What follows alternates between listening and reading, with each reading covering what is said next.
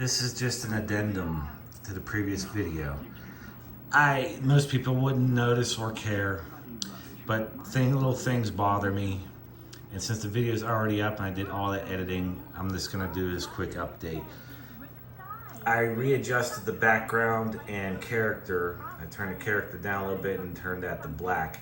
So a little bit of misinformation there is why I'm redoing it. If I turn the background down lower than where it's at now, that's when it loses sync and it like acts like a horizontal whole bend on that. That's really what I was trying to say. So it does not have to be gray. However, as you can see, I can adjust it to have a gray background if that is your preference.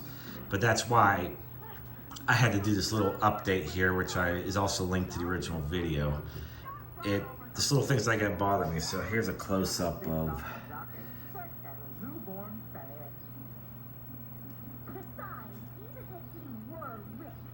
it's so hard to record CRTs because in person it looks absolutely perfect.